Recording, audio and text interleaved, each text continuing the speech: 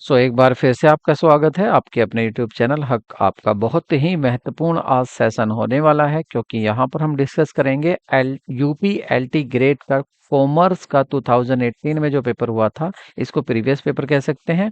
और वो भी ना केवल कॉमर्स का, इसके साथ हम जो कॉमन पेपर होगा उसको भी यहाँ पर हम डिस्कस करने वाले हैं। इसको हम डिस्कस क्यों करें? क्योंकि दो क्वेश्चन हमारे माइंड में होते हैं। अगर हम तैयारी करनी शुरू करते हैं कि तैयारी कैसे शुरू करें और कहाँ से क्या पढ़ना है, ये सब हमें पता लगता है। ये हमें सब पता चलता है आपके क्वेश्चन पेपर को सोल्व करने से, जो भी हमारे पीवाईक्यू होते हैं। तो वही पीवाईक्यू इसका एक है। आपका एलटी ग्रेड का जो पेपर हुआ था, यूपी गवर्नमेंट ने एक ही पेपर कराया था, और वो क्या पेपर था उसी को लेकर उसका सॉल्यूशन आज हम आपके सामने हाजिर हैं। तो शुरू करते हैं आज की वीडियो को। लेकिन उससे पहले अगर आप फर्स्ट टाइम चैनल पर आए हैं तो चैनल को सब्सक्राइब करना और वीडियो को लाइक करना बिल्कुल ना भूलें। शुरू करते हैं आज की वीडियो को।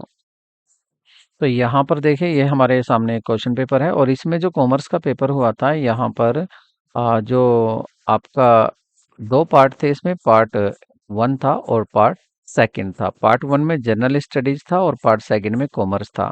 क्वेश्चन टोटल इसमें 150 थे, 150 क्वेश्चन थे यहाँ पर। और इस 150 क्वेश्चंस में भी जो आपका 1 to 30 थे, ये आपका कॉमन पेपर था, सभी के लिए था। और जो 31 से 150 तक क्वेश्चंस थे, मतलब 120 120 क्वेश्चन, ये कॉमर्स के यहाँ पर क्वेश्चन थे। तो इसी को शुरू करना है हमें। और इसमें देखते हैं क्वेश्चन पेपर को। बाकी अब इस बार क्या रूल चेंज हुए हैं, क्या क्या इसमें चेंज आया, वो भी हम आपको अपडेट करा देंगे। लेकिन फिलहाल हमें देखना है इस क्वेश्चन पेपर को, जो कि सभी का एक क्वेश्चन एक इक्वल मार्क्स लिए हुए हैं। तो देखते हैं पहले, सबसे पहले क्वेश्चन को। देखिए, फर्स्ट क्वेश्चन की अगर हम बात करें तो देखिए, यहाँ कंपलसरी पेपर है। कंपलसरी मतलब अनिवार्य पेपर है, ये सभी को करना जरूरी था। और इसमें अनिवार्य में सामान्य अध्ययन के क्वेश्चन थे। सामान्य अध्ययन में सबसे पहले क्वेश्चन पूछा गया था, भारत में किसी राज्य के राज्यपाल को पद और गोपनीयता की शपथ कौन दिलाता है? ठीक है, तो ये था आपका फर्स्ट क्वेश्चन, और इसका आंसर था आपका राज्य के उच्च न्यायालय का मुख्य मुख्य न्यायाधीश। ठीक है, ये इसका करेक्ट ऑप्शन था। नेक्स्ट क्वेश्चन देखते हैं। यहाँ पर हमारे संविधान के किस भाग में पंचायती राज के 3 सोपानों की व्यवस्था की गई है? तो वो था हमारा भाग 9। भाग 9, इसका आंसर ए सही था। नेक्स्ट क्वेश्चन देखते हैं। नेक्स्ट क्वेश्चन है हमारा, निम्नलिखित में से किस राज्य के तेल शोधशालाएं नहीं हैं? कौन से राज्य में तेल शोधशालाएं नहीं है? तो उसका सही आंसर था आपका सी, छत्तीसगढ़। छत्तीसगढ़ में कोई तेल शोधशालाएं नहीं है। अगर क्वेश्चन नंबर 4 की बात करें तो, निम्नलिखित में से कौन सी नदी ऑस्ट्रेलिया से नहीं बहती है? तो ऐसी कौन सी नदी है जो ऑस्ट्रेलिया से नहीं बहती है? तो वो है आपकी orange river. Orange river, option आपका सी सही है। ठीक है, नेक्स्ट क्वेश्चन देखेंगे यहाँ। तो नेक्स्ट क्वेश्चन है, निम्नलिखित में से किस राज्य में 2011 की जनगणना में जनसंख्या का ह्रास अभिलिखित हुआ था? तो देखिए, ये जो हुआ था ये आपका नागालैंड, इसका आंसर था सी। लेकिन याद रखें, ये आपको बता रहा है कि आपको इस तरह का क्वेश्चन, जनगणना का भी क्वेश्चन, जनसंख्या का, वो भी पढ़ना है। लेकिन याद रखना, ये 2011 की बात थी। नेक्स्ट क्वेश्चन देखते हैं। माल्थस के अनुसार निम्नलिखित में से कौन सा उपाय जनसंख्या नियंत्रण में सर्वाधिक प्रभावी है? तो सबसे ज्यादा प्रभावी कौन सा है? युद्ध होता है जनसंख्या नियंत्रण के लिए प्रभावी, आपदा होती है, जन्म नियंत्रण होता है, सामाजिक बुराइयां होती हैं। तो इसका सही ऑप्शन होगा आपका आ, इसने जो माल्थस ने बताया था बात उसकी, तो माल्थस ने बताया था ऑप्शन सी, जन्म नियंत्रण। ठीक है, आगे देखते हैं 7वां क्वेश्चन। निम्नलिखित में से कौन सा एक जीवोम नहीं है? तो जीवोम कौन सा नहीं है? इसका ऑप्शन सही होगा आपका पारिस्थितिक तंत्र।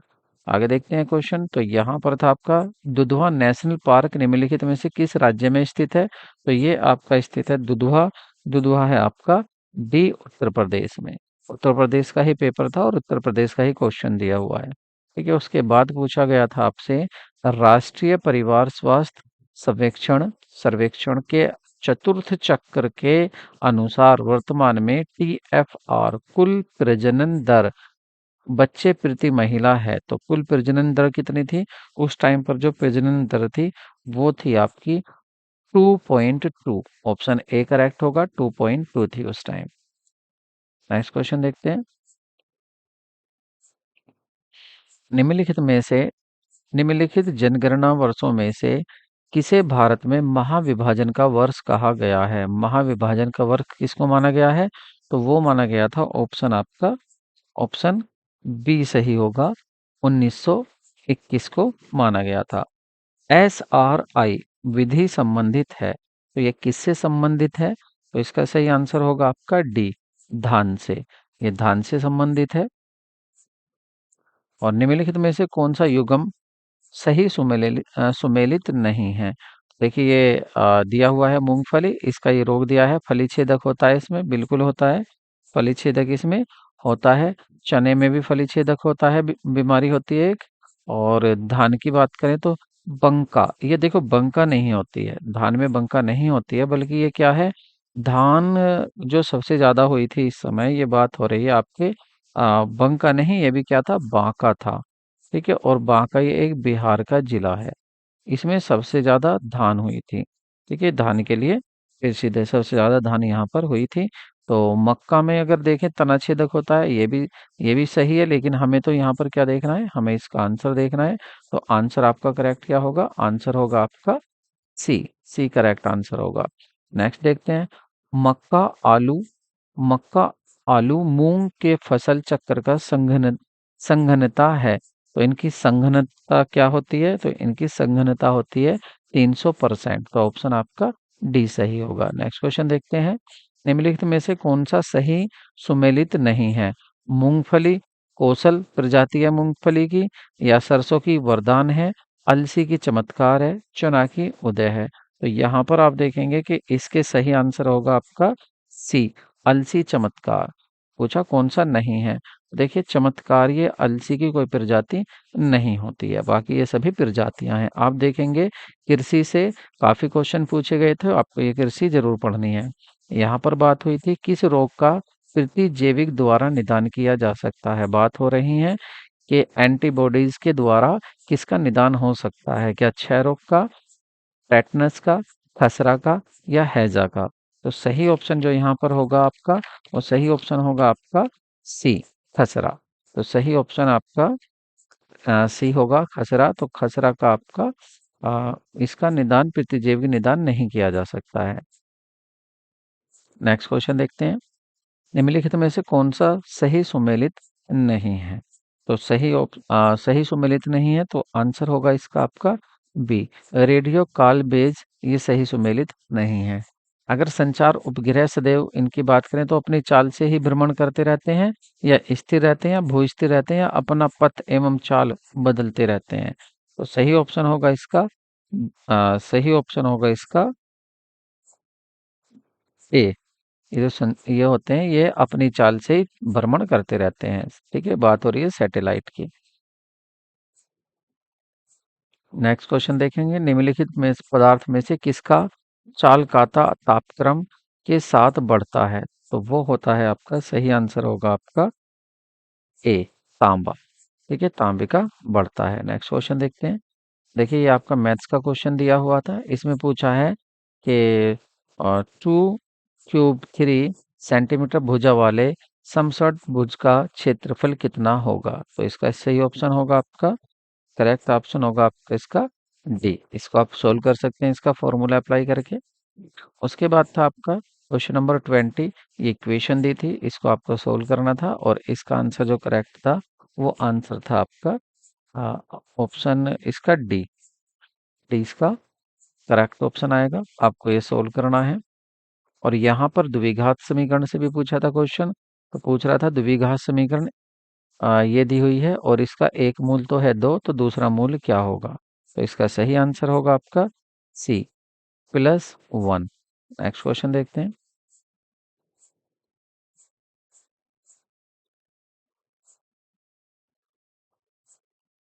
नेक्स्ट क्वेश्चन है आपका मई 2018 में, क्योंकि देखिए 2018 में ही पेपर हुआ था, ये करंट का क्वेश्चन है। किस राज्य में सैन्य अभ्यास विजय प्रहार संपन्न हुआ था? तो उस समय 2018 की बात पूछी गई है, और उस समय ये हुआ था राजस्थान में। सही आंसर आपका राजस्थान होगा। राष्ट्रीय खेल मंडल 2018 में बैडमिंटन का महिला एकल खिताब किसने जीता था? तो सही आंसर होगा आपका सानिया नेहवाल। तो ये जीता था सानिया नेहवाल ने। नेक्स्ट क्वेश्चन देखते हैं, विश्व प्रेस स्वतंत्रता सूचांक 2018 में भारत का स्थान कौन सा है? तो भारत का उस समय स्थान था आपका 138वां सी। ठीक है, नेक्स्ट क्वेश्चन देखते हैं। नेक्स्ट क्वेश्चन है आपका, निम्नलिखित में से किस ग्रंथ में कहा गया है कि जो संस्कृत भाषा शुद्ध नहीं बोल सकते थे उनको मलेच्छ कहा जाता था? मलेच्छ कौन थे? जो संस्कृत भाषा शुद्ध नहीं बोल पाते थे। और उनको किस ग्रंथ में मलेच्छ कहा गया है? तो इसका सही आंसर होगा आपका ऑप्शन ऑप्शन सी इसका सही आंसर होगा, बृहदारण्य उपनिषद। ठीक है, नेक्स्ट क्वेश्चन देखते हैं। राजा यहाँ पर क्या कह रहा है? सूची फर्स्ट है, सूची सेकंड है, इनको सम्मिलित करना है और सूचियों के नीचे दिए गए कूट का प्रयोग करके सही आपको चुनना है। ये राजा दिए हुए थे और ये उनकी पत्नियां दी हुई थी। अब देखो, आपको पत्नियां भी इनकी याद करनी होती हैं।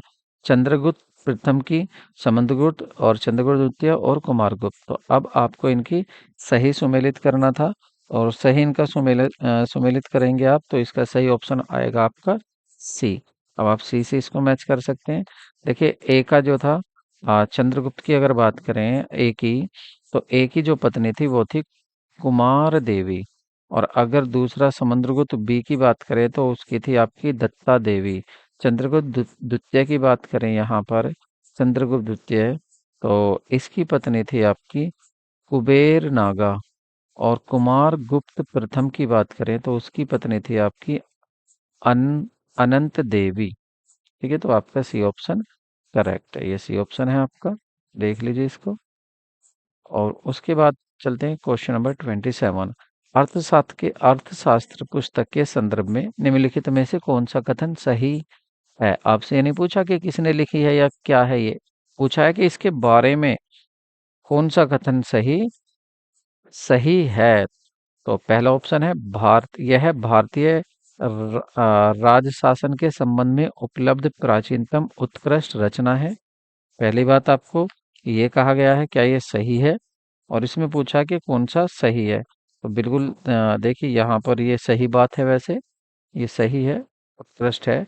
दूसरा, इस पुस्तक में मौर्य साम्राज्य तथा शासन तंत्र का कोई उल्लेख नहीं है। तो ये बात बिल्कुल गलत है, शासन तंत्र का उल्लेख नहीं है। शासन तंत्र का उल्लेख नहीं है। हाँ, तंत्र का इसमें उल्लेख नहीं है, ये भी बात सही है। उसके बाद कह रहा कि एक सही है, दो सही है, या एक और दो दोनों सही है। तो ऑप्शन सही होगा आपका एक और दो, मतलब सी ऑप्शन करेक्ट होगा। नेक्स्ट क्वेश्चन देखते हैं आपका, विश्व में किसने दिल्ली को विश्व की उत्कृष्टतम शहर में से एक रूप बताया है? मतलब किसने इसको ग्रेटेस्ट सिटी कहा है? तो ये कहा था, ऑप्शन ए आपका करेक्ट होगा, इब्न बतूता। ये कहा था इब्न बतूता ने। नेक्स्ट क्वेश्चन देखते हैं, भारत में स्थानीय स्वशासन का जनक किसे कहा जाता है? तो इसका सही ऑप्शन होगा आपका option B, Lord Ripon. Lord Ripon को कहा जाता है। और 13th क्वेश्चन था आपका, भारत के राष्ट्रपति पर महाभियोग चलाने के लिए कम से कम कितने दिन की पूर्व सूचना आवश्यक होती है?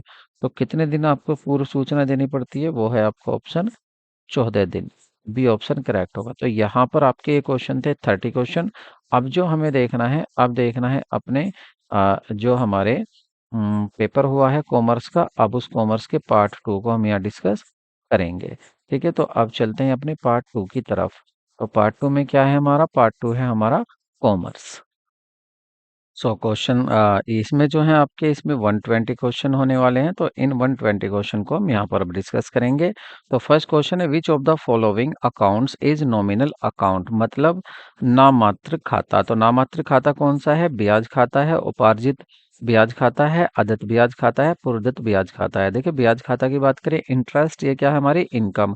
और जो इनकम होती है ये आपका लॉस होता है, तो ये कौन से अकाउंट होते हैं? नॉमिनल अकाउंट होते हैं। तो पहली बात तो ए ऑप्शन आपका यहाँ करेक्ट होगा। अगर उपार्जित ब्याज की बात करें, उपार्जित मतलब एक्रूड इंटरेस्ट। एक्रूड इंटरेस्ट क्या है? आपकी ये एसेट होती है मतलब, और एसेट अकाउंट कौन सा होता है? रियल अकाउंट होता है, तो ये रियल अकाउंट हो जाएगा। और अगर आउटस्टैंडिंग इंटरेस्ट की बात करें, तो आउटस्टैंडिंग इंटरेस्ट है कि अभी आपको इंटरेस्ट प्राप्त नहीं हुआ है, वो भी आपकी एसेट होगी, ये भी रियल अकाउंट हो जाएगा। प्रीपेड इंटरेस्ट की बात करें, तो आपने पहले ही पेड कर दिया है, तो ये भी आपकी एसेट होगी, तो ये भी रियल अकाउंट हो जाएगा। तो यहाँ ऑप्शन क्या करेक्ट होगा? ये आपका ऑप्शन ए सही होगा, ब्याज खाता। दूसरे क्वेश्चन की बात करते हैं। पुनः प्राप्ति योग्य लघु कार्य आर्थिक चिट्ठे में दिखाया जाता है। तो देखिए, आप इसको पुनः प्राप्त कर सकते हैं लघु कार्य को, अगर आपका कम कार्य हुआ है, मतलब यहाँ शॉर्ट वर्किंग की बात करें, ये भी कौन सा? रिकोपेबल।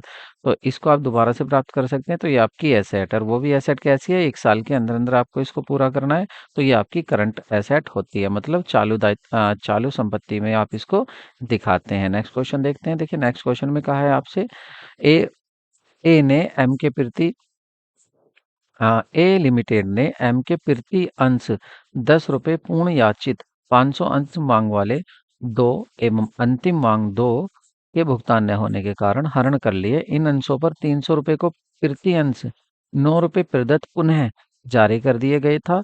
तो पूंजी संचय खाते में कितनी राशि अंतरित होगी? बात समझिए। देखिए क्या कहा था, इसने कहा था कि एक शेयर 10 रुपए का है। ठीक है, अब एक तो थी आपकी फर्स्ट कॉल, एक तो थी आपकी फर्स्ट कॉल, कितने की थी फर्स्ट कॉल? 2 रुपए की। और दूसरी थी आपकी फाइनल कॉल, सेकंड और फाइनल कॉल, वो कितने की थी? 2 रुपए की। तो ये नहीं मिली, मतलब 4 रुपए नहीं मिले, तो मिल कितने गए? 6 रुपए आपको मिल गए। अब 6 रुपए मिल चुके हैं कितने शेयर पर? 500 शेयर पर। तो कितना पैसा आ गया आपका फॉरफिटेड अकाउंट में? 500 शेयर पर 6 के हिसाब से आपका 6 × 5 = 30, 3,000 रुपए कंपनी को मिल चुके हैं। कंपनी ने ये शेयर छीन लिए, क्योंकि कंपनी को 4 रुपए नहीं मिले थे। कंपनी ने इनमें से केवल 300 शेयर को रीइश्यू कर दिया, दोबारा इश्यू कर दिया, कितने में? 9 रुपए का एक। तो देखिए, शेयर था तो 10 रुपए का। तो जब आप एंट्री बनाएंगे, तो इसकी जनरल एंट्री क्या बनाएंगे आप? इसकी जनरल एंट्री बनाएंगे आप, बैंक अकाउंट को आप डेबिट करेंगे। कितने रुपए से कितने आ रहे हैं? 9 रुपए के हिसाब से आ रहे हैं, और 300 शेयर पर, तो ये हो जाएंगे आपके 2700 रुपए। ठीक है, उसके बाद आप यहाँ पर जो आपके शेयर कैपिटल जा रही है, टू शेयर कैपिटल, तो टू शेयर कैपिटल में कितने लिखेंगे? आपका एक शेयर 10 का है और 300 से जा रहे हैं, तो 3,000 शेयर आपके जा रहे हैं। तो बाकी बचे 300 रुपए कहाँ से पूरे करेंगे? ये करेंगे आप शेयर फॉरफिटेड अकाउंट से। शेयर फॉरफिटेड अकाउंट से इनको आप पूरे करेंगे 300 रुपयों को। अब शेयर फॉरफिटेड अकाउंट में इन 300 के नाम के देखिए, ये जो 300 शेयर कंपनी ने रीइश्यू किए हैं, तो एक शेयर पर कितना रुपया छीना था? एक शेयर पर ऑलरेडी जो मिल चुका था, 6 रुपए मिले थे। तो कितने मिले थे? 1800 रुपए मिले थे कंपनी को, जो फॉरफिट किए थे, जब्त किए थे। इसमें से 300 रुपए तो यूज कर लिए हैं रीइश्यू में, तो अब बचे कितने? 1500 रुपए बचे। तो ये 1500 रुपए आपके 300 रुपए कहाँ हो जाएंगे? कैपिटल रिजर्व में ट्रांसफर। तो ये 1500 रुपए बचे, तो 1500 रुपए कैपिटल रिजर्व में ट्रांसफर हो जाएंगे। तो ऑप्शन आपका कौन सा सही होगा? ऑप्शन आपका सी सही होगा, 1500 रुपए। तो यहाँ ये पूछा था, बताइए कैपिटल रिजर्व में कितना ट्रांसफर करोगे? तो वो आप 1500 रुपए ट्रांसफर करोगे। अगर आप पर ये नहीं आते हैं, तो आप हमारी वीडियो देखें, फतेह सीरीज हमने कराई है, और फतेह सीरीज में आपको हमने समझाया कि जब शेयर कैपिटल की वीडियो चली थी, चैप्टर चला था, उसमें हमने टोटल आपको ये डिटेल में कराया है। फिर भी आपको अगर इस चैप्टर की भी नीड है कि आपको सीखना है, तो आप हमें कमेंट में लिख सकते हैं, हम आपको इस चैप्टर को भी सिखा देंगे। नेक्स्ट क्वेश्चन देखते हैं अपना। और नेक्स्ट क्वेश्चन है हमारा कि सूची 1 और 2 दी गई हैं, आपको क्या करना है? सही इनका सही प्रयोग करना है इन सूचियों का, और पूछें कि आपको कूट का प्रयोग करके सही उत्तर दीजिए। तो देखिए, बैंक पूर्वदत्त किराया कह रहे हैं, पूर्वदत्त किराया आपने पहले ही दे दिया किराया, तो ये क्या बन गया? ये आपकी संपत्ति हो गई। पूर्वदत्त किराया आपने पहले ही दे दिया, और कौन सी संपत्ति? चालू संपत्ति। बैंक अधिक विकर्ष, आपने जितना पैसा जमा था खाते में, उससे ज्यादा पैसा निकाल लिया, तो ये हो जाएगा आपका चालू दायित्व। ये चालू दायित्व हो गया, करंट लायबिलिटी होगी। और ख्याति जो आपकी एसेट है, ख्याति जो होती है आपकी एसेट होती है, और ये भी इंटेंजिबल एसेट होती है, मतलब अमूर्त संपत्ति। और लाभ हानि खाता का डेबिट शेष जब आप इसको बैलेंस शीट में दिखाते हैं, तो ये क्या बन जाता है? ये बनावटी संपत्ति बन जाता है, एसेट साइड में आप इसको दिखाते हैं। तो अगर इनकी मैच की बात करें, तो सही कौन सा किससे मैच करेगा, उनको देख लेते हैं कि सही कौन सा किससे मैच कर रहा है। देखिए, सही मैचिंग आप देखेंगे यहाँ पर, तो सही मैचिंग आ रही है आपकी यहाँ पर देखिए अब करके ए की आ रही है सही मैचिंग किससे, ए की आ रही है 2 से, ए की 2 से बी की आ रही है इससे, तो यहाँ ऑप्शन करेक्ट आपका बी सही होगा। ठीक है, ऑप्शन आपका बी सही है। नेक्स्ट क्वेश्चन देखते हैं। नेक्स्ट क्वेश्चन में कह रहा है देखिए आपसे, एक मैनेजर है, तो मैनेजर को कमीशन देना है और कमीशन देने के पश्चात लाभ पर, मतलब लाभ पर, और लाभ कितना है कमीशन देने से पहले, 1,54,000। तो देखिए वो कह रहे हैं, क्वेश्चन को समझिए, इसमें कहा गया है कि आप 10% कमीशन दे दो, लेकिन 1,54,000 का नहीं, इसमें से कमीशन को कम करके, अब आपको कमीशन तो पता है ही नहीं। देखिए ये क्वेश्चन मैंने अपनी वीडियो में कई बार कराया है। तो ये कह रहे हैं कि इसका कितना देना है आपको, कमीशन देना है 10%, लेकिन किसका 10%, इस प्रॉफिट में से कमीशन को कम करो, जो आए उसका 10%। तो अभी तो कमीशन का ही नहीं पता, तो ऐसे केस में हम क्या करते हैं, हम मेथड लगाते हैं 1,54,000 इंटू 10 और अपॉन में 100 ना लिख कर 110 लिख देते हैं। ठीक है, आप इसको डिवाइड करेंगे, 0 से 0 कट, और इससे इसको करेंगे कट, तो 11 वन जा 11 बचे 4, 11 4 जा 44, और 000, तो ये सही आंसर क्या आ जाएगा आपका, 14,000। ठीक है, सही आंसर होगा आपका 14,000।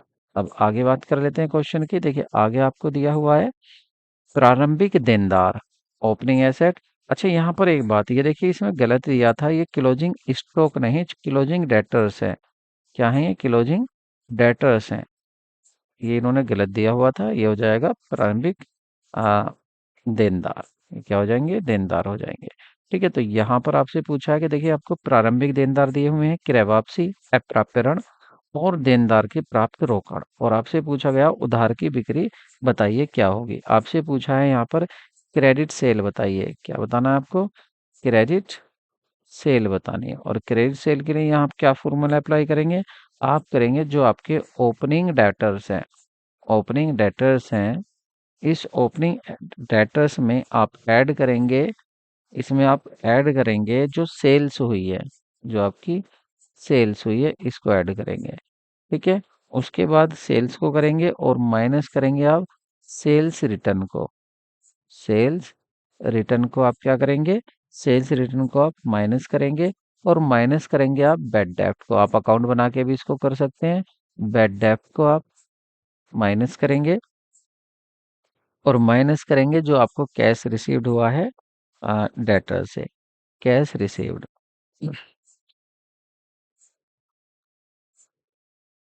कैश रिसीव्ड, और ऐड करेंगे आपका क्लोजिंग, क्लोजिंग डेटर्स। ठीक है, क्लोजिंग डेटर्स को आप क्या करेंगे, ऐड करेंगे। तो इनको आप जैसे ही फिल करेंगे तो आपका आंसर क्या निकल कर आएगा, आपका आंसर निकल कर आएगा यहाँ पर 53,000। ठीक है, उसके बाद देखते हैं क्वेश्चन नेक्स्ट 37। तो 37 में आप देखेंगे, देखिए ए बी दो पार्टनर हैं, इनका रेशो ये है 5:3, और क्या कहते हैं साझेदार हैं, सी को ये प्रवेश देते हैं और नया अनुपात इनका ये हो जाता है। तो बताइए इनका त्याग अनुपात कितना होगा, तो इनका त्याग अनुपात सी होगा। कैसे होगा, तो देखिए पहले ए को देखिए, ए पहले कितना मिलता था, ए को पहले मिलता है 5/8, और अब कितना मिलता है, तो ये तो होगा ओल्ड शेयर, और नया शेयर क्या है इसका 4/8, तो क्या आ जाएगा इसका 1/8। इसी तरह से आप बी का देखेंगे, बी को पहले कितना मिलता था 3/8 माइनस, अब कितना मिलता है बी को, अब मिलता है 2/8, तो ये भी कितना आ जाएगा 1/8। तो आप देख रहे हैं ये इनका रेशो क्या है, सैक्रिफाई रेशो इक्वल आ रहा है, और इक्वल मतलब 1:1, तो ऑप्शन ये सही होगा। नेक्स्ट क्वेश्चन देखते हैं। गार्नर बनाम मर्रे के नियम के अनुसार साझेदार दिवालिया होने के कारण हुई हानि को अन्य साझेदारों में बांटा जाना चाहिए। देखिए अगर कोई पार्टनर आपका दिवालिया हो जाता है, दिवालिया मतलब इंसॉल्वेंट हो जाता है, वो अपना कर्जा नहीं दे सकता, इंसॉल्वेंट हो जाता है, तो जो अन्य साझेदार हैं, दूसरे जो पार्टनर हैं, वो इस लॉस को, ये जो इसका लॉस हुआ है इसका दिवालिया होने से, इसको कैसे बांटेंगे। तो गार्नर बनाम मर्रे का जो केस हुआ था उसमें कोर्ट ने क्या ऑर्डर दिया था, उसको ये पूछ रहे हैं। तो कोर्ट ने ऑर्डर दिया था कि ये जो लॉस होगा, इस लॉस को ये पूंजी अनुपात में बांटेंगे, मतलब कैपिटल रेशो में इसको ये बांट लेंगे, कौन, जो पुराने साझेदार हैं। नेक्स्ट क्वेश्चन देखते हैं। बंधक ऋण पत्र दिखाया जाता है, तो देखिए ये है लोन ऑन मॉर्टेज। तो लोन है, आपकी लाइबिलिटी है, आपको वापस करना है। आप कोई सा भी बंधक हो या बिना बंधक हो, वो तो सभी आपकी लाइबिलिटी है। तो आर्थिक चिट्ठा मतलब बैलेंस शीट की लाइबिलिटी साइड में आप इसको दिखा दोगे, तो ऑप्शन आपका ए करेक्ट होगा यहाँ पर।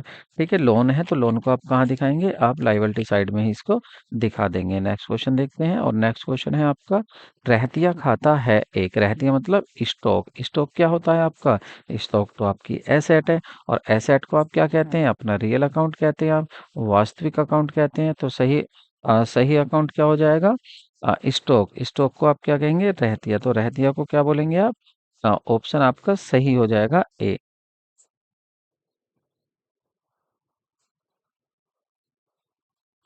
स्टॉक अकाउंट होगा आपका रियल अकाउंट। वास्तविक खाता, व्यक्तिगत खाता कैसे हो जाए, नहीं व्यक्ति खाता खाता नहीं होगा ये आपका वास्तविक खाता ही होगा, क्योंकि स्टॉक आपकी एसेट, और एसेट को हम रियल अकाउंट में शामिल करते हैं।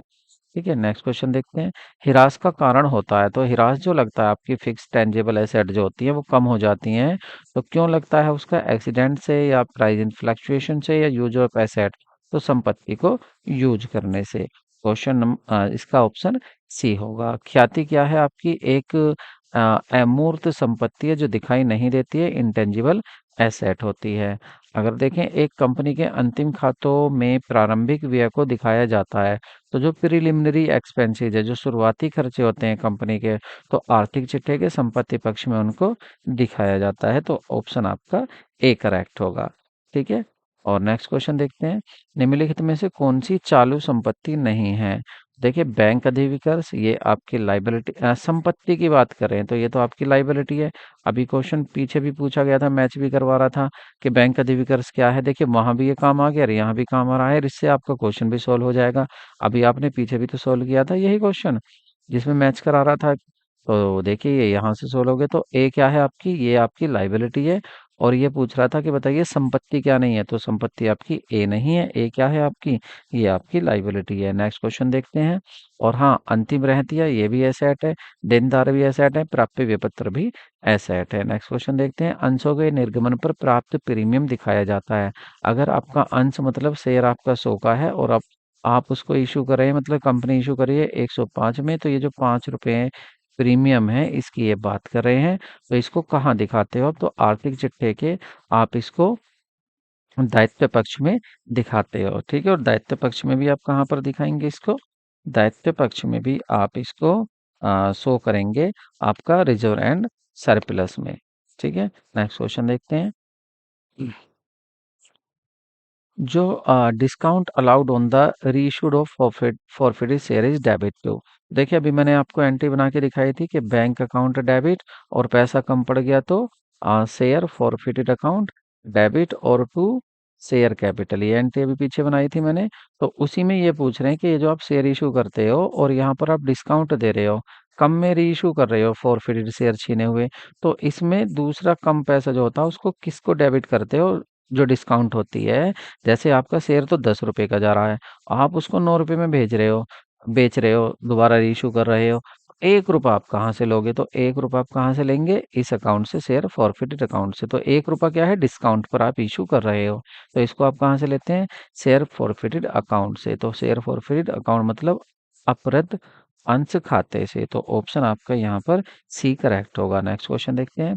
स्वामी ने अपने निजी प्रयोग के लिए 500 रुपए की सामग्री निकाल ली। बिजनेस में से स्वामी मतलब ओनर जो था, बिजनेस का ओनर जो था, वो 500 रुपए की कुछ सामग्री ले गया है, अपने घर पर ले गया अपने यूज के लिए, और उसका कोई एंट्री नहीं करी, आपने बुक्स में कोई एंट्री पास ही नहीं करी। तो पूछ रहे हैं ये कौन सी गलती होगी, क्षतिपूर्ति, सैद्धांतिक, करण या चूक। आप इंग्लिश में इसको इजीली होगा क्योंकि करण नहीं होता है, तो आप यहाँ से देख देख सकते हैं कमीशन। ठीक है, तो compensation, principal, commission, omission. Omission होता है आपका भूल जाना, तो आप इसको भूल गए तो इसको कहेंगे आप चूक होगी, भूल गए। और दूसरा होता है एरर ऑफ कमीशन, मतलब कम एंट्री कर देना। और प्रिंसिपल होता है कि आप कैपिटल और रेवेन्यू दोनों में कोई फर्क ही नहीं किया आपने, और एंट्री आपने कर दी। कंपनसेटिंग एरर ऐसी एरर होती है जो एक गलती आज हुई है, आगे दोबारा गलती एक होगी और इस गलती को भी सही कर देगी। तो यहाँ पर ऑप्शन आपका डी सही होगा। नेक्स्ट क्वेश्चन देखते हैं।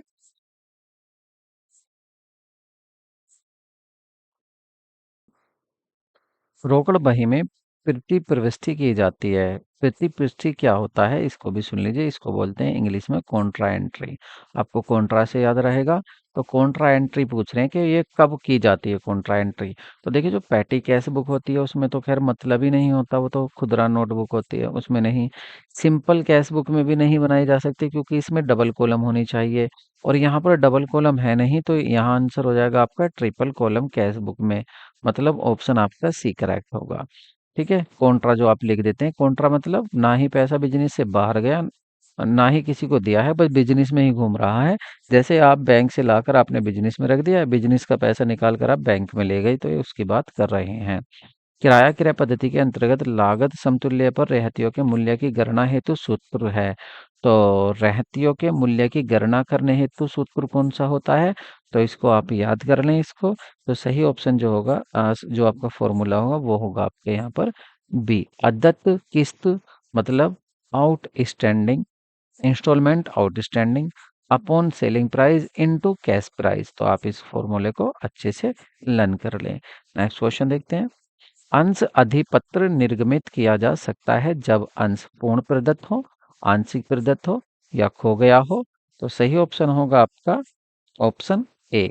पूर्ण प्रदत्त हो तभी आप शेयर वारंट इशू कर सकते हैं। देखिए मैं सबसे फिर कह रहा हूँ, जब भी आपको कॉमर्स की आप तैयारी करें, पीजीटी की आप तैयारी करें, तो ये मैटर नहीं करता कि आप बिहार की तैयारी कर रहे हैं या आप हरियाणा की तैयारी कर रहे हैं या आप यूपी की तैयारी कर रहे हैं या आप उत्तराखंड की तैयारी कर रहे हैं या आप झारखंड की तैयारी कर रहे हैं या आप डीएसएसबी की तैयारी कर रहे हैं। मैटर करता है कि आप कॉमर्स का पीजीटी की तैयारी कर रहे हैं।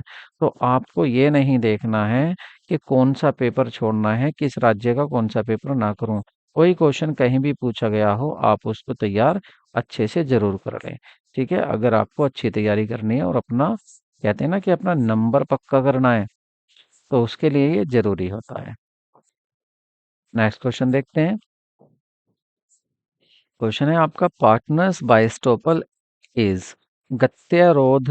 अ, गत्यरोध जो पार्टनर होता है, गत्यरोध साझेदार होता है, तो कौन सा होता है आपका? ये होता है आपका स्लीपिंग नहीं, नॉमिनल। ठीक है, तो सही ऑप्शन क्या हो जाएगा आपका 51 का? तो 51 का यहाँ पर हो जाएगा आपका नॉमिनल। ठीक है, ऑप्शन आपका बी करेक्ट होगा, नॉमिनल। नेक्स्ट क्वेश्चन देखते हैं। हाँ, कुछ ने इसमें क्या दिया हुआ है, इसको भी कहा है कि विशेष कुछ जो हैं इसको भी कहते हैं कि ये क्या होता है विशेष परिस्थिति का साझेदार भी, लेकिन ऐसा नहीं है। ये आप देख सकते हैं। ये आपको 11th क्लास में भी मिल जाएगा, बीएसटी में भी मिल जाएगा आपको। ठीक है, बेसिक सा क्वेश्चन है, तो इसका नाममात्र का आपका नॉमिनल पार्टनर्स को ही कहेंगे। एक साझेदारी की अवैध होती है।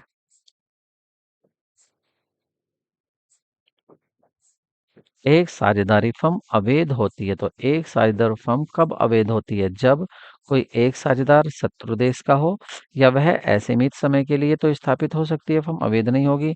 उसमें कम से कम 7 साझेदार भी हो सकते हैं, क्योंकि साझेदार कम से कम 2 और अधिक से अधिक 50 हो सकते हैं। और उसका निबंधन साझेदारी अधिनियम के अंतर्गत होता हो, ये भी बात सही है। तो ये अगर शत्रु देश का है, तो यहाँ पर ऑप्शन जो होगा आपका ए सही होगा। अगर शत्रु देश का कोई साझेदार है तो आपकी अवैध पार्टनरशिप हो जाएगी। नेक्स्ट क्वेश्चन देखते हैं। Question number 53। निम्नलिखित में से कौन सा पार्षद सीमा नियम में शामिल नहीं किया जाता है? नाम वाक्य, क्षेत्र अधिकार वाक्य या उद्देश्य वाक्य, दायित्व वाक्य। तो सही ऑप्शन होगा आपका बी। ये कोई नहीं होता, इसकी क्लोज नहीं होती है। ठीक है, किसकी? मेमोरेंडम ऑफ एसोसिएशन की। ठीक है, तो निम्नलिखित में से कौन सा लक्षण साझेदारी संगठन का विद्यमान नहीं है? तो साझेदारी में क्या नहीं होता है? तो साझेदारी में कौन सा लक्षण नहीं होता है? साझेदारी में आपका ऑप्शन ए सही होगा। ठीक है, देखिए असीमित दायित्व होता है, एक समझौते के द्वारा सृजन होता है, ये भी होता है, एक इनका समझौता होता है, एग्रीमेंट होता है। ऐच्छिक पंजीकरण होता है, चाहे कराइए या मत कराइए, लेकिन परपेचुअल सक्सेशन नहीं होता, ये कंपनी में होता है। मतलब मेंबर आए या जाए, लेकिन कंपनी चलती रहती है, कंपनी बंद नहीं होती है। साझेदारी में ऐसा नहीं होता, अगर पार्टनर जा रहे हैं तो वो पार्टनरशिप भी बंद हो जाएगी। नेक्स्ट क्वेश्चन आपका बीएसटी से है। Inspiring is an integral element of, जो प्रेरण है एक अंतर्निहित तत्व है, तो ये होता है आपका ऑप्शन होगा यहाँ पर करेक्ट आपका सी, डायरेक्टिंग का। नेक्स्ट क्वेश्चन है स्ट्रॉन्गेस्ट लेटर ऑफ क्रेडिट, प्रबल उधारी विपत्र किसको कहते हैं? कंफर्ट को कहते हैं, इरिकवेबल को कहते हैं, दोनों को कहते हैं। तो देखिए सही होता है कंफर्म्ड एंड इरिकवेबल, उसको आपका स्ट्रॉन्गेस्ट लेटर ऑफ क्रेडिट कहा जाता है। अधिकारों का भरणोपण संगठन का आकार बनाता है। देखिए अगर डेलीगेशन ऑफ ऑथोरिटी कर रहे हैं, डेलीगेशन ऑफ ऑथोरिटी क्या होता है कि अपनी ऑथोरिटी को उसको बाँट देना, छोटा कर देना, फैला देना। तो इससे क्या होगा, साइज़ जो होता है वो बड़ा हो जाता है आपके ऑर्गेनाइज़ेशन का, ठीक है? तो इससे क्या हो जाता है, साइज़ ऑर्गेनाइज़ेशन का बहुत बड़ा हो जाता है, ठीक है? नेक्स्ट क्वेश्चन देखते हैं। एक कंपनी सम्मिलित मानी जाती है जब रजिस्ट्रार के पास आवश्यक प्रलेख जमा कर दिए जाएँ, या रजिस्टर के समालयन प्रपत्र प्राप्त हो जाए, या वास्तव में उसे व्यवसाय आरंभ करा दिया जाए, या ऊपर में से कोई नहीं। तो सही आंसर जो होगा वो होगा आपका बी। सही आंसर आपका बी होगा। जब रजिस्ट्रार से आपका इनकॉर्पोरेटेड का सर्टिफिकेट मिल जाता है तो आप समझिए कंपनी रजिस्टर्ड हो गई है। ऑप्शन आपका बी करेक्ट होगा। नेक्स्ट देखते हैं span of supervision refer to, पर्यवेक्षण विस्तार से आशय है नंबर ऑफ सबऑर्डिनेट से, एक्सटेंड सुपरविजन से, क्वालिटी सुपरविजन से, या नेचर ऑफ सुपरविजन से। तो सही आंसर जो होगा इसका वो होगा आपका ए, नंबर ऑफ सबऑर्डिनेट से, कि एक सुपीरियर के नीचे कितने सबऑर्डिनेट होंगे उसको कहते हैं span of supervision. Next question देखते हैं। Functional organisation is based on, तो क्रियात्मक संगठन का आधारित होता है, किस पर आधारित होता है? क्रियात्मक संगठन, तो ये होता है आपका केवल विशिष्टीकरण पर आधारित होता है। नेक्स्ट क्वेश्चन देखते हैं। वैज्ञानिक प्रबंधन के जनक कौन है? तो वो हैं आपके एफडी टेलर, ठीक है? इन्होंने अपना साइंटिफिक साइंटिफिक मैनेजमेंट दिया था, ठीक है? इसको भी आप अच्छे से याद रखें। नेक्स्ट क्वेश्चन है। एकल स्वामित्व में स्वामी का दायित्व होता है, यहाँ बात हो रही है सोल प्रोप्राइटरशिप की। तो प्रोप्राइटर की जो लाइबिलिटी होती है वो अनलिमिटेड होती है, मतलब असीमित होती है। एक बेचारा अकेला होता है, उसकी लाइबिलिटी तो असीमित होगी होगी। नेक्स्ट क्वेश्चन देखते हैं। एक संगठन संरचना जिसमें स्वामित्व व प्रबंध को अलग अलग किया जाता है, मतलब ये बात करें कि ऐसा ऑर्गेनाइजेशन बताइए जिसमें ओनरशिप अलग है और मैनेजमेंट अलग है। तो ऐसा केवल कंपनी में ही होता है, ना ही आपका एकल स्वामित्व में होता है, क्योंकि वो बेचारा सोल प्रोप्राइटर में तो एक ही आदमी होगा, उसको ही प्रबंधक कह लो और उसको ही आप ओनर कह लो। और लेकिन जो आपकी कंपनी है, कंपनी में क्या होगा, कंपनी में मैनेजर अलग होता है और ओनर अलग होता है। नेक्स्ट क्वेश्चन देखते हैं। सेवाओं के विपणन मिश्रण में कितने पी सम्मिलित होते हैं? How many Ps are there in the marketing mix, तो मार्केटिंग मिक्स में कितने पी होते हैं? तो मार्केटिंग मिक्स में आपके पी होते हैं, आपके पी जो होते हैं मार्केटिंग मिक्स में वो होते हैं आपके, ऑप्शन यहाँ पर ए सही होगा आपके, 4p होते हैं, ठीक है? नेक्स्ट क्वेश्चन आपका देखेंगे, और ये कहाँ से आपका बीएसटी से ही पूछा गया है, 12 से ही। हेल्थ से प्रीमियम योजना आधारित है, तो हेल्थ से प्रीमियम योजना जो आधारित है, वैसे तो वो कॉम्बिनेशन पर आधारित है, किसके कॉम्बिनेशन पर? टाइम एंड स्पीड के, टाइम एंड स्पीड के कॉम्बिनेशन पर। तो लेकिन यहाँ पर टाइम एंड स्पीड एक साथ नहीं दिया हुआ है, तो इसलिए आप क्या कहेंगे, यहाँ पर कहेंगे टाइम पर, क्योंकि स्पीड की यहाँ बात नहीं हो रही है, लेकिन टाइम दिया हुआ है, तो ऑप्शन आपका ए करेक्ट होगा। नेक्स्ट क्वेश्चन देखते हैं। नेक्स्ट क्वेश्चन है आपका, किसी उपक्रम में संगठन की स्थापना करता है, तो कोई भी उपक्रम हो, कोई भी एंटरप्राइजेज हो, उसमें ऑर्गेनाइजेशन जो करेगा वो उच्च प्रबंधक ही करता है, ठीक है? उच्च प्रबंधक ही करता है इसका, ये ए उच्च प्रबंधक मतलब टॉप मैनेजमेंट का काम होता है ऑर्गेनाइजेशन को करना। रेखा एवं कर्मचारी संगठन सबसे उपयुक्त है, जो लाइन एंड स्टाफ ऑर्गेनाइजेशन है मोस्ट सुटेबल होता है, तो वो किसके लिए सुटेबल होता है? तो वो सुटेबल होता है आपका ऑप्शन बी, मध्यम श्रेणी के उपक्रम के लिए, मतलब आपका मीडियम साइज एंटरप्राइजेस के लिए line and staff organisation suitable होता है। नेक्स्ट क्वेश्चन देखते हैं। 68, विपणन निम्नलिखित में से किसके अध्ययन से संबंधित है? उपभोक्ता का क्रय संबंधी व्यवहार, विक्रय प्रबंध या उपभोक्ता की संतुष्टि। तो विपणन की यहाँ बात हो रही है, तो इसका ऑप्शन होगा आपका उपर्युक्त सभी।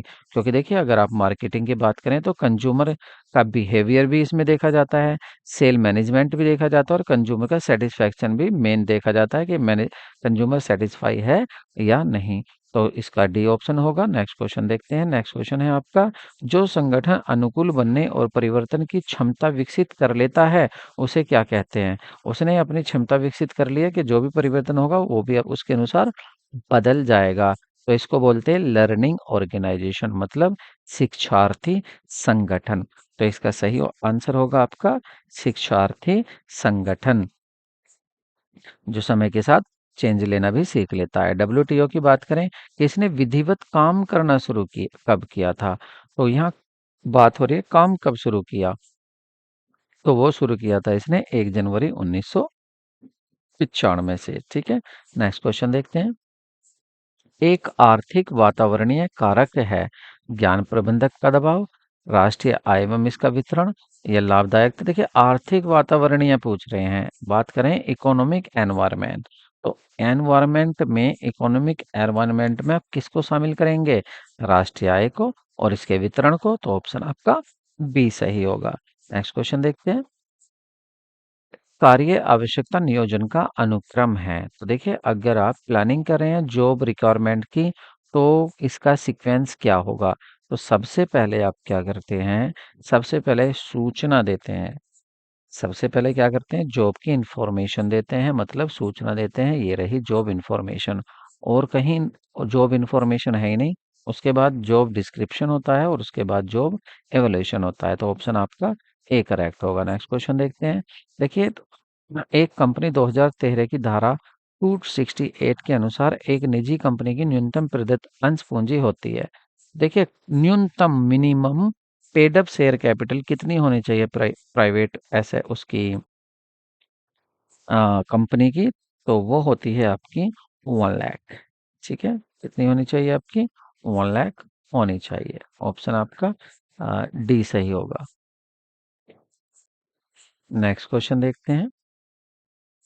यहाँ दो सूचियां दी हुई हैं, दोनों को आपको मिलाना है। तो यहाँ पर आप दोनों सूचियों को मिलाइए और देखिए आंसर क्या आएगा। और आपको मिलाना क्या है? प्लानिंग की बात कर रहे हैं। देखिए, प्लानिंग में क्या होता है आपका? तो प्लानिंग में आपका जो होता है, प्लानिंग मतलब वन नियोजन संगठन। तो इसमें क्या होता है? प्लानिंग में पहले आप क्या करते हैं? पूर्वा अनुमान लगाते हैं। उसमें क्या करते हैं आप? फोरकास्टिंग करते हैं, पहले से ही अनुमान लगाते हैं। तो ए का टू। उसके बाद स्टाफिंग। स्टाफिंग की बात करें तो स्टाफिंग, जब आप स्टाफिंग करें तो प्रशिक्षण भी देंगे उनको। और जब निर्देशन डायरेक्टिंग करें तो उनको हम मोटिवेट भी करेंगे। और नियंत्रण करना है तो उनका आपको वैल्यूएशन करना होगा। तो ऑप्शन आपका ए करेक्ट होगा। ठीक है। उद्देश्य मतलब MBO, उद्देश्य द्वारा management by objective approach is. तो देखिए, इसमें पूछा है कि उद्देश्य द्वारा प्रबंध दृष्टिकोण के अंतर्गत प्रत्येक उद्देश्य में आवश्यक तत्व नहीं है। आवश्यक तत्व कौन सा नहीं है, ये पूछ रहे हैं। उद्देश्य द्वारा प्रबंधित दृष्टिकोण के अंतर्गत प्रत्येक उद्देश्य में आवश्यक तत्व कौन सा नहीं है, पूछा है। तो ऑप्शन आपका यहाँ पर होगा नहीं है में आपका ऑप्शन बी, मानवीय संबंध तत्व, human relationship elements. Next question देखते हैं। लोकतांत्रिक संगठन का उच्चतम प्रारूप क्या है? रेखीय, कार्यात्मक, सीमित संगठन और स्टाफ संगठन। तो सही ऑप्शन होगा आपका ए, रेखीय संगठन। नेक्स्ट क्वेश्चन देखते हैं। निम्नलिखित में से किस जोड़े का मिलान सही नहीं है?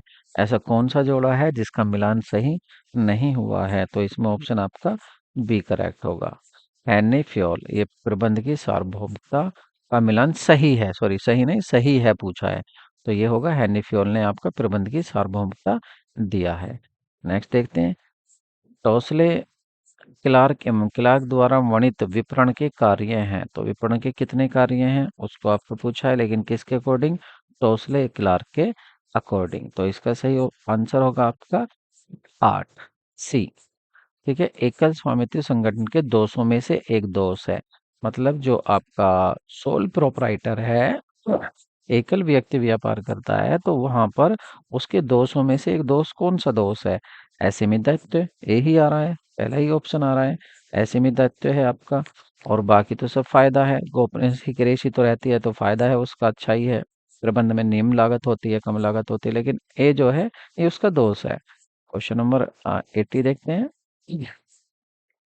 अर्थशास्त्र की वह शाखा जो जोर देती है क्या होना चाहिए? वोट शुड बी क्या होना चाहिए, या वोट ओट ओट टू लिखा होता है वैसे ये, वोट ओट टू। यदि आप सीबीएसई के चैप्टर में देखेंगे तो ये मिलेगा आपको, वोट ओट टू बी क्या होना चाहिए। तो सही ऑप्शन होगा आपका, ये होता है आदर्श अर्थशास्त्र, मतलब नॉर्मेटिव इकोनॉमिक्स। ऑप्शन आपका सी सही होगा, नॉर्मेटिव इकोनॉमिक्स। नेक्स्ट क्वेश्चन देखते हैं 81। तो यहाँ पर आपसे पूछा निम्नलिखित तालिका का ज्ञात कीजिए कि फर्म की किस नियम कार्य करे। तो देखिए आप फर्म को देख रहे हैं, जैसे जैसे इकाई ज्यादा बनती जा रही हैं तो यहाँ पर उत्पादन जो है वो बढ़ता जा रहा है। देखिए एक इकाई बनाई, हाँ एक इकाई लगाई आपने, साधन की इनपुट एक लगाई है, एक ऐसे समझ लिए एक मजदूर है तो 10 यूनिट बन रही है। दो होते तो 20 बनती और फालतू बननी है 25 है। तीन होते तो 30 बनती और 50 बननी है। चार होते 40 बनती, यहाँ 85 बन रही है। तो यहाँ पूछ रहा है यहाँ कौन सा रूल अप्लाई हो रहा है, कौन सा नियम लग रहा है। तो इसका जो सही रूल लग रहा है वो लग रहा है आपका सी, उत्पत्ति वृद्धि नियम। ह्रास नियम तो नहीं कह सकते, लेकिन इसको उत्पत्ति ह्रास नियम कहेंगे। नेक्स्ट क्वेश्चन देखते हैं 82।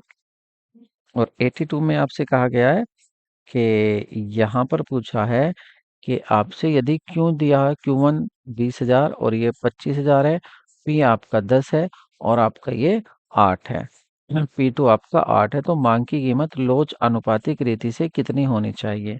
तो मांग की लोच पूछिए आपसे। तो मांग की लोच का फॉर्मूला क्या होता है? तो मांग की लोच का फॉर्मूला होता है आपका delta Q upon delta P into P upon Q और इंटू 100। तो आप इसको फॉर्मूले को अप्लाई करेंगे तो 5,000। देखिए डेल्टा क्यू कितना है, डिफरेंस क्यू का, और डेल्टा पी कितना है, अमाउंट का डिफरेंस 2। ठीक है, पी को आप शुरुवाला लेंगे, शुरुवाला मतलब 10, और क्यू लेंगे आप शुरुवाला आपका, क्यू शुरुवाला लेंगे आपका 20,000। ठीक है, 100 की मल्टीप्लाई करेंगे तो ये आंसर आएगा आपका, आंसर आ जाएगा आपका ए 1.25। निम्नलिखित में से कौन सी एक आर्थिक समस्या नहीं है? तो आर्थिक समस्या कौन सी नहीं है? 83 का आपका आंसर देना है, और यहाँ पर इसका करेक्ट आंसर होगा आपका सामाजिक अन्याय। ये कोई समस्या नहीं है, एक आर्थिक समस्या नहीं है, ये आर्थिक समस्या नहीं है। ठीक है, ये सामाजिक समस्या है। नहीं देते हो, उदारीकरण का आशय क्या है, लिबराइजेशन का मीन्स क्या होता है? तो इसका आंसर होगा आपका सी, मतलब नियंत्रण तंत्र में ढील देना, नियंत्रण तंत्र में थोड़ी ढील दे देना, इसको बोलते हैं लिबराइजेशन। नेक्स्ट क्वेश्चन होगा आपका 85। मूल्य तथा मांग की मात्रा में परिवर्तन के बीच विपरीत संबंध कारण नहीं है। तो देखिए आपने देखा होगा कि एक विपरीत संबंध होता है किसमें, मूल्य में और मांग में। तो इसका कह रहे हैं कि इसके संबंध में विपरीत कारण कौन सा नहीं है, आपको बताना है विपरीत कारण कौन सा नहीं है। तो क्या नहीं है, सीमांत उपयोगिता ह्रास नियम नहीं है। नेक्स्ट क्वेश्चन देखेंगे, दीर्घकालीन लागत वक्र को कहा जाता है। तो जो लॉन्ग रन कॉस्ट कर्व होता है, कौन सा, लॉन्ग रन कॉस्ट कर्व, इसको शॉर्ट में ऐसे भी बोल देते हैं LRAC। ठीक है, और यहाँ पर क्या होता है, ये एवरेज होता है। ठीक है, तो इसको यहाँ पर कहा गया, तो वक्र को क्या कहा जाता है? तो सही ऑप्शन होगा इसका योजना वक्र भी इसको कहा जाता है, ऑप्शन डी करेक्ट होगा। नेक्स्ट क्वेश्चन देखते हैं, निम्नलिखित में से किसे गोसेन का प्रथम नियम कहा जाता है? तो गोसेन का प्रथम नियम कहा जाता है आपका law of diminishing marginal utility, मतलब आपका ऑप्शन सी, सीमांत उपयोगिता ह्रास नियम। एकाधिकार की दशा में, एकाधिकार मतलब जब एक ही फर्म का अधिकार होता है मार्केट में, तो उसमें कौन सी समीकरण सही होगी? तो इसमें समीकरण सही होगी आपकी कि AR ज्यादा होता है, एवरेज एक्चुअल रेवेन्यू ज्यादा होती है किससे, मार्जिनल रेवेन्यू से। AR बड़ा होता है आपका MR से। नेक्स्ट क्वेश्चन देखते हैं। देखिए आपसे रिक्वेस्ट है, चैनल को सब्सक्राइब जरूर करें और वीडियो को लाइक जरूर करें, क्योंकि आप मेहनत देख रहे हैं ना, इसमें काफ़ी मेहनत लगती है इसको भी करने में। तो इतना तो बनता है कि आप चैनल को सब्सक्राइब करें, ताकि हमारे भी सब्सक्राइबर इंक्रीज हों। आराम की वस्तु की मांग होती है, तो आराम की वस्तु की मांग कैसी होती है? तो इसका ऑप्शन क्या होगा? ये होती है आपकी आराम की वस्तु की मतलब लोचदार या अत्यधिक लोचदार। तो इसको कहेंगे, क्या कहना चाहिए? इसको कहना चाहिए हमें, एक बार इसको आप चेक कर लेना मांग की लोच में। वैसे इसका होना चाहिए आपका अलोचदार होना चाहिए, क्योंकि अगर ये आराम की वस्तु में महंगी भी हो जाती है ना, ये तो भी बिकती हैं। नेक्स्ट क्वेश्चन देखते हैं। वैसे जो इसका आंसर दिया था वो आपका इलास्टिक आंसर दिया था आयोग ने, ठीक है, लोचदार दिया था। ठीक है, नेक्स्ट क्वेश्चन देखते हैं। जनसंख्या का माल्थन सिद्धांत आधारित है, तो माल्थन सिद्धांत आधारित है, किस पर आधारित है? तो ये है आपका law of diminishing return of applied. तो आपका ऑप्शन बी सही होगा। पूर्ण प्रतियोगिता में फर्म पूर्ण प्रतियोगिता में फर्म की मांग वक्र लंबवत होता है, क्षैतिज होता है, धनात्मक ढालू होता है या ऋणात्मक ढालू होता है? तो 91 होगा आपका, 91 का ऑप्शन बी क्षैतिज होता है। और एक बात और बताएं, देखिए आपका इको का सबसे ज्यादा रोल है इसमें। आपने मेरी लास्ट वीडियो इसकी देखी होगी, जो मैंने इसके ऊपर बताई है कि किस सब्जेक्ट से कितने क्वेश्चंस पूछे गए हैं और कितने परसेंट किस में से पूछे गए हैं। 11th स्टैंडर्ड से 11 12th स्टैंडर्ड से कितना पूछा गया है सिलेबस, और यहाँ पर आपका ग्रेजुएशन से कितना पूछा गया। तो आप देखेंगे इको का बहुत बड़ा योगदान है, इसलिए इको को तो आप बहुत अच्छे से तैयारी शुरू कर दीजिए इको की। अर्थशास्त्र में सामान्य से विशेष की ओर, तो ये होता है आपका निगमात्मक पद्धति। ठीक है, तो ऑप्शन ए आपका सही होगा। यदि किसी वस्तु की कीमत 20% कम हो जाती है और वस्तु की मांग 40% में वृद्धि हो जाती है, तो देखिए वस्तु की मांग में तो कुल 20% की कमी हुई है, लेकिन मांग में 40% की ज्यादा वृद्धि हो गई। तो ऐसे समय पर जो मांग होती है वो आपकी होती है पूर्ण बेरोजगार होती है। ठीक है, ऑप्शन बी करेक्ट होगा। नेक्स्ट क्वेश्चन देखते हैं। अर्थशास्त्र को असीमित साध्य सहित सीमित साधनों जिनके विकल्प उपयोग होते हैं को विज्ञान के रूप में परिभाषित किया है। तो ये परिभाषा किसने दी है, ये आपको बताना है। तो ये परिभाषा आपको दी है आपके रॉबिन्सन ने। ठीक है, रॉबिन्सन ने दी है, तो सही ऑप्शन आपका डी होगा। नेक्स्ट क्वेश्चन देखते हैं। पूर्ण प्रतियोगिता लिए अनिवार्य शर्तें हैं। तो पूर्ण प्रतियोगिता के लिए जो अनिवार्य शर्तें हैं वो हैं कि अनेक विक्रेता होते हैं और कुछ क्रेता होते हैं। मूल्य स्तर में होने वाली नियमित गिरावट में सुधार किस स्थिति को दर्शाता है? देखिए मूल्य स्तर में नियमित रूप से गिरावट हो रही थी, फिर उसमें सुधार हो गया, तो ये किसको दर्शा रहा है? तो ये दर्शा रहा है आपका मूल्य संकुचन को। मुद्रा अस्फीति की प्रक्रिया में मुद्रास्फीति की दर घटती है बढ़ती है? तो सही आंसर होगा आपका ए, घटती है। ग्रेसम के नियम के अनुसार निम्न में से कौन सी सबसे बुरी मुद्रा होती है? तो जो सबसे बुरी मुद्रा होती है वो होती है आपकी अपरिवर्तनशील पत्र मुद्रा। रिजर्व बैंक के द्वारा दर में कमी करने का साख सर्जन में कमी होगी या स्थित होगी? तो इसका सही आंसर होगा आपका ऑप्शन सी, वृद्धि होगी। देखिए एक तरफ है कॉमर्शियल बैंक, एक तरफ है हमारा सेंट्रल बैंक आरबीआई। आरबीआई अगर बैंक रेट में कमी कर देता है, तो ये लोग ज्यादा ये उधार ज्यादा लेंगे कॉमर्शियल बैंक, और जब ये उधार ज्यादा लेंगे तो इनके पास पैसा ज्यादा होगा, तो ये आपका क्रेडिट क्रिएशन भी ज्यादा करेंगे, मतलब लोगों को भी उधार ज्यादा देंगे, तो इससे क्या होगा, वृद्धि होती है। नेक्स्ट क्वेश्चन देखते हैं। निम्नलिखित में से कौन से बैंक कृषि एवं ग्रामीण विकास बैंक को प्रोत्साहित करते हैं? तो सही ऑप्शन होगा आपका option D, NABARD. Next question देखें। नाबार्ड का फुल फॉर्म क्या है? National bank of agriculture and rural development. Next question देखते हैं। इनमें कौन सा साख नियंत्रण करने का उपाय नहीं है? तो साख नियंत्रण करने का उपाय कौन सा नहीं है? साख जमा अनुपात।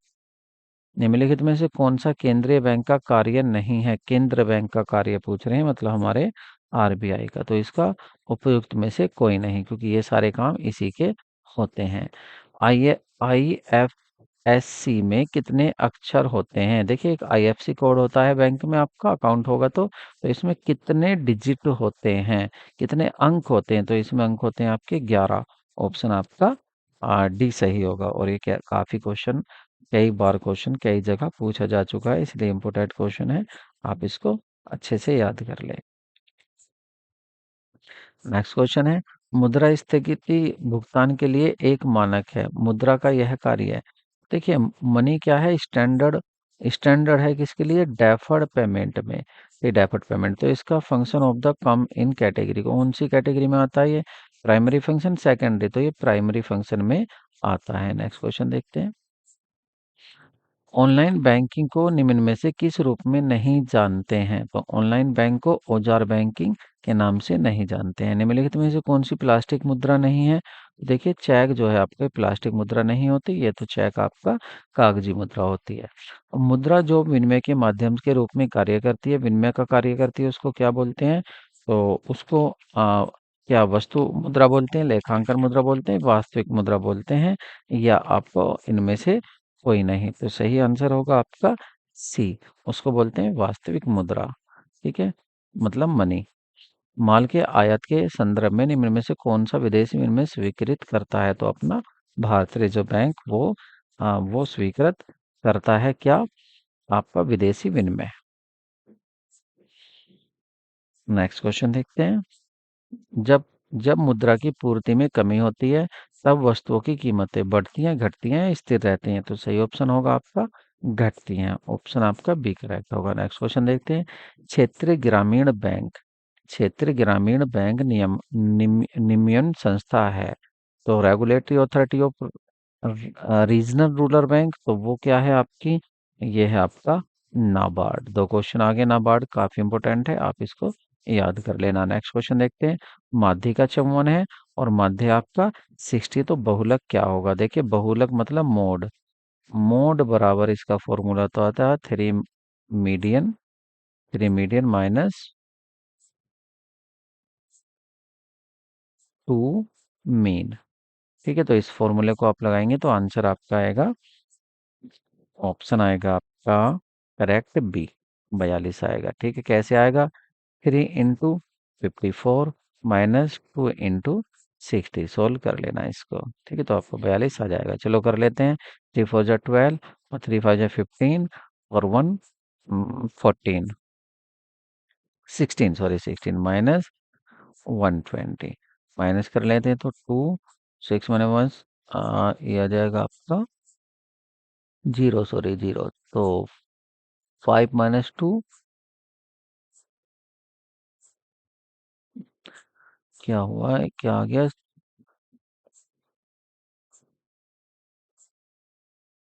हाँ, 42, 42।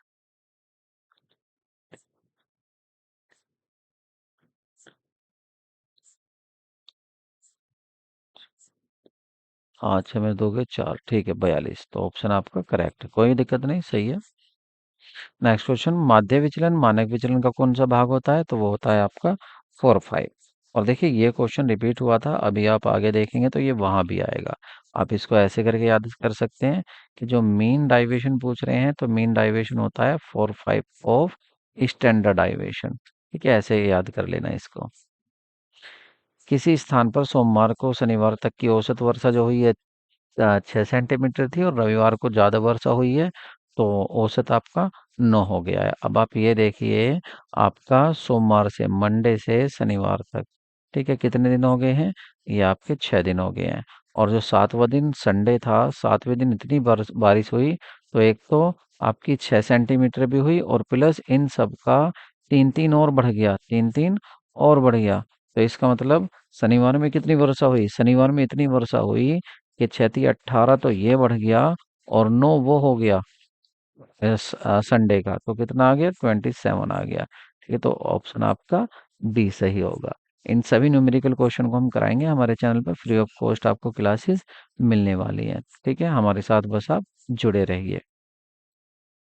100 छात्रों का औसत दिया हुआ है 40, लेकिन बाद में पता चला कि आपने 53 की जगह क्या पढ़ लिया, 83 पढ़ लिया।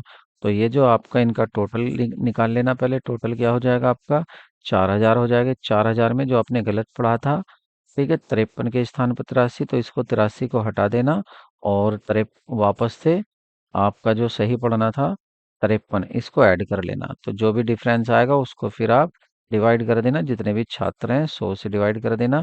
और तो ये आ जाएगा आपका सही ऑप्शन। फिर यहाँ पर क्या आ जाएगा, आपका सही ऑप्शन हो जाएगा ए।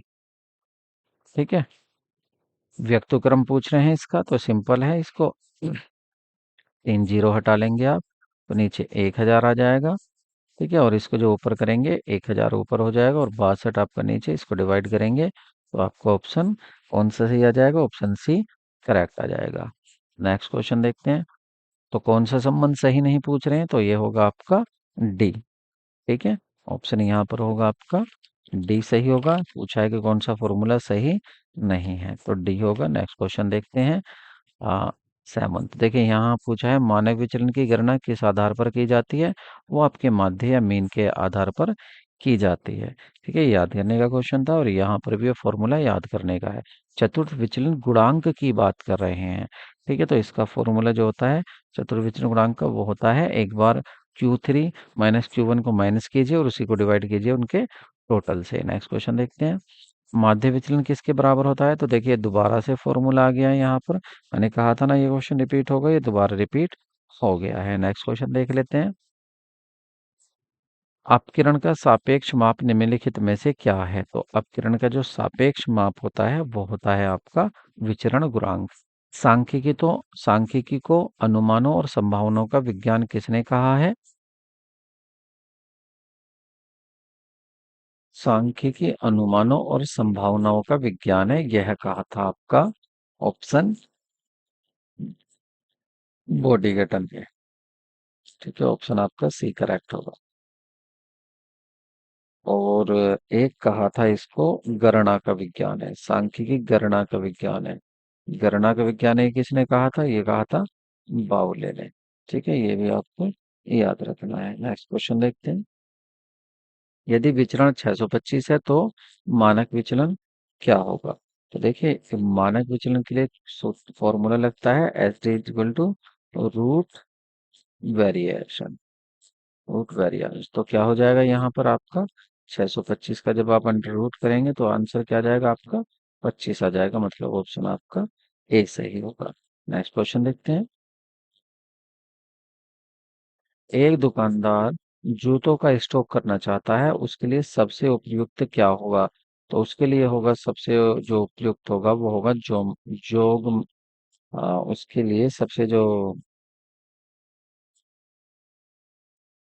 उसके लिए सबसे अच्छा होगा आपका ज्योमेट्रिक मीन, और यहाँ पर ज्योमेट्रिक मीन दिया हुआ नहीं है, तो ऑप्शन आपका डी होगा। नेक्स्ट क्वेश्चन देखते हैं। अगर माध्यिका 31 है और औसत 33 है तो बहुलक बताइए, तो फिर वही फॉर्मूला आ गया। तो फिर क्या होगा आंसर, फिर आपका आंसर दोबारा से 27 होने वाला है, मतलब मोड बराबर होता है, जेड बराबर होता है 3 मीडियन माइनस 2 मीन। ठीक है, 2 मीन। तो आप इसको करेंगे तो आंसर आपका 27 आएगा। नेक्स्ट क्वेश्चन देखते हैं। निम्नलिखित में से कौन सा गणितीय माध्य नहीं है, समंत्र माध्य, गुणोत्तर माध्य, हरात्मक माध्य, बहुलक, तो ऑप्शन आपका डी सही होगा। ठीक है, डी आपका बहुलक जो है ये कोई गणितीय माध्य नहीं है। नेक्स्ट क्वेश्चन देखते हैं। नेक्स्ट में कहा गया है प्रथम चतुर्थांश आपका 142 है, अर्ध अर्ध चतुर्थांश 18 है, तो वजन की सामान्य मानते हुए माध्यिका का मूल्य होगा। तो ये माध्यिका आप निकालेंगे तो वो आएगी आपकी ऑप्शन बी, सॉरी ऑप्शन आपका बी 160। नेक्स्ट क्वेश्चन देखते हैं। सबसे अच्छी बात देखिए पेपर की, जब आपसे अकाउंट पूछा तो अकाउंट ही पूछता गया, जब आपसे इको पूछा तो इको ही पूछता गया, और अब आ गया आपका अंकेक्षण ऑडिटिंग।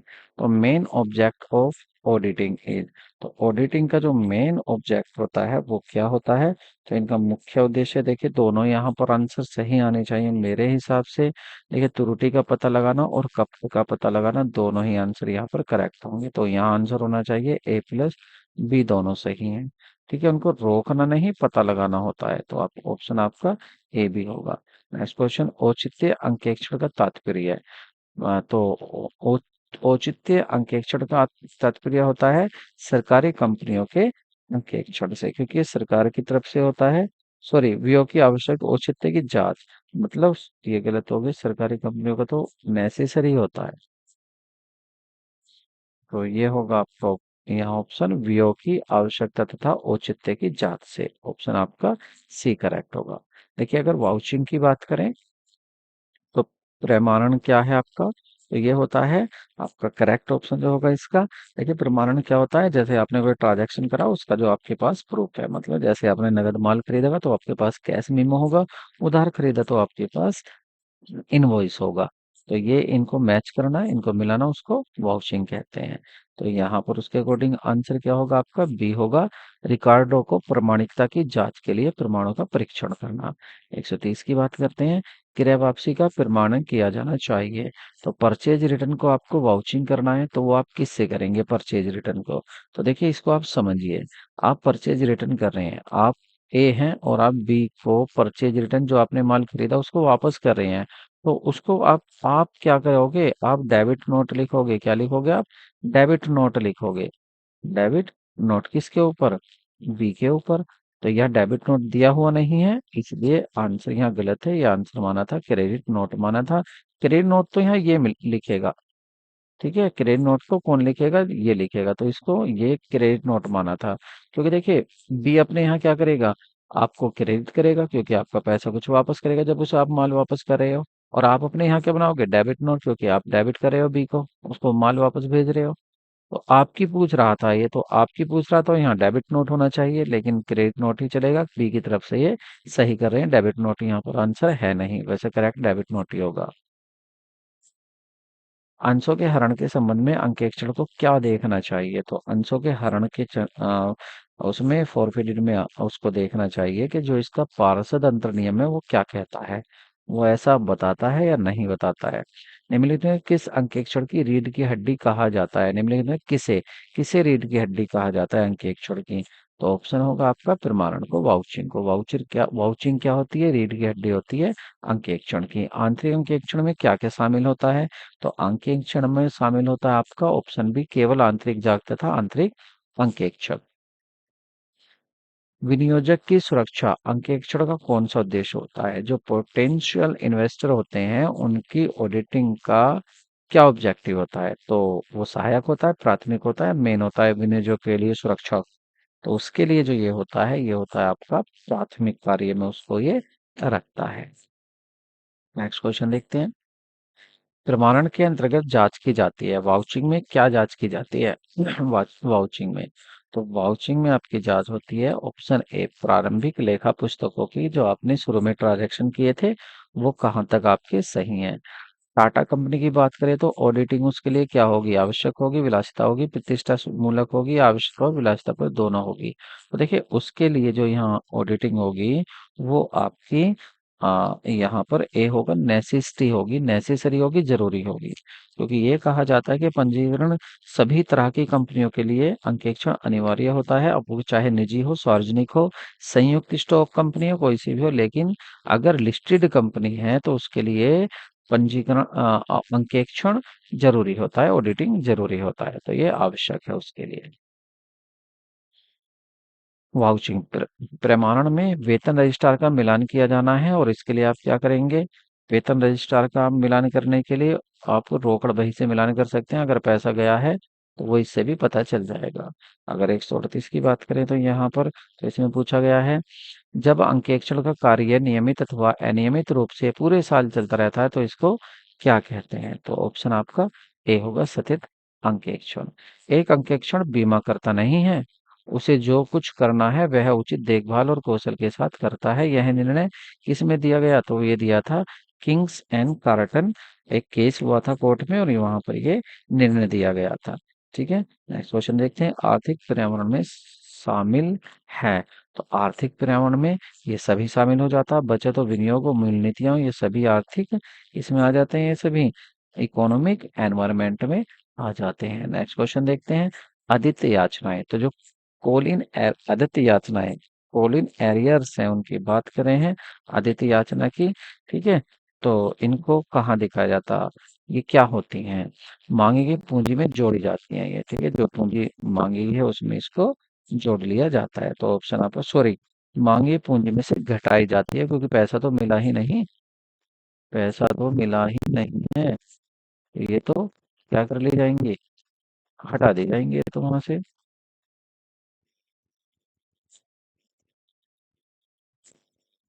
तो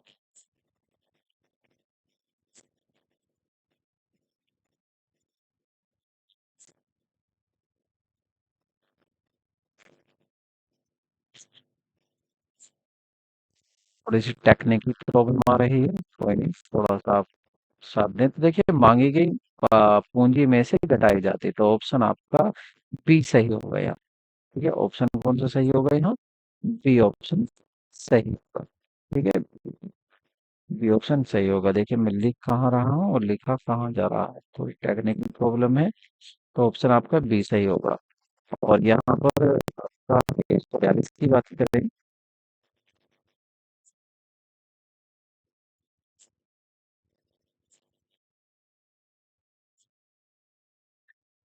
अब शायद अब सही है। अब आप देखिए, या तो इसका ऑप्शन बी होगा। और यहाँ पर 142 की बात करें तो यहाँ पर आंसर होगा आपका, ये भी बी ही होगा। ठीक है। नेक्स्ट क्वेश्चन देखते हैं। एक मशीन का क्रय किराया 3,000 रुपये है और रोकड़ पुस्तक 24,000 है।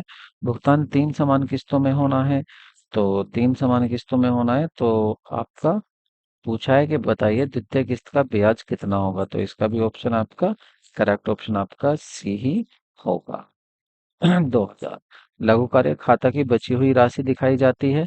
तो लघु कार्य खाता की बची राशि कहाँ दिखाई जाती है? देखिए, ये फिर दोबारा से रिपीट क्वेश्चन हुआ है।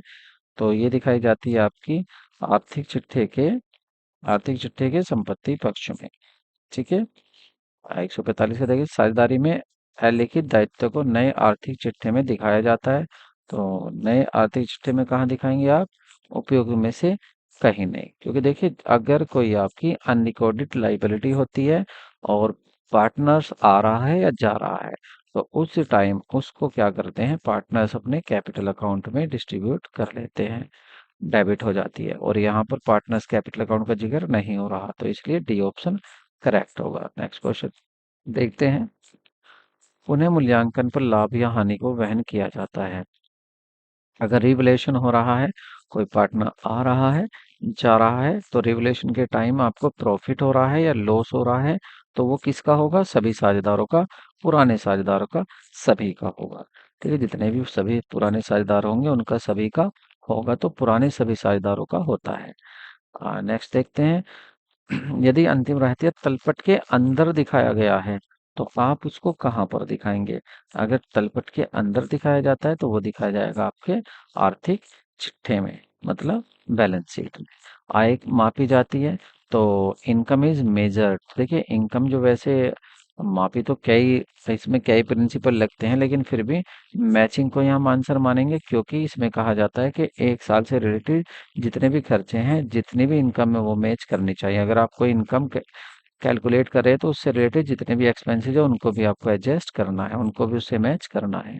नेक्स्ट क्वेश्चन देखते हैं। एक व्यापारी अपने लाभ का 20% भाग सामान्य संचय में रख रहा है, तो वो कौन सी अवधारणा को यूज कर रहा है? तो वो कर रहा है रूढ़िवादिता अवधारणा, कॉन्सेप्ट कंजर्वेटिज्म। कंजर्वेटिज्म कह दीजिए, प्रूडेंस कह दीजिए। इसमें क्या होता है कि फ्यूचर में होने वाली लॉस या परेशानियों के लिए प्रोविजन कीजिए, बट फ्यूचर में प्रॉफिट होगा उसके लिए आप प्रोविजन मत कीजिए।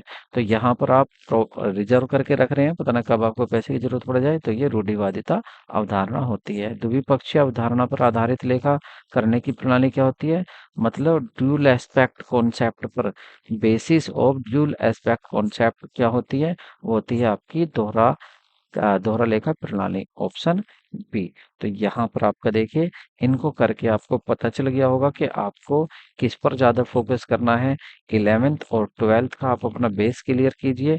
यहाँ से आपका 75% क्लियर हो जाएगा एग्जाम। उसके बाद 25% आपको क्लियर करना है, वो हो जाएगा आपका ग्रेजुएशन लेवल का। ठीक है, तो पहले आपको तैयारी क्या करनी है? 25% के लिए करनी है, 11th 12th के लिए, उसके लिए आपको 75 करना है। प्रीवियस क्वेश्चन बिल्कुल मत छोड़िए, किसी भी बोर्ड का हो, बस पीजीटी लेवल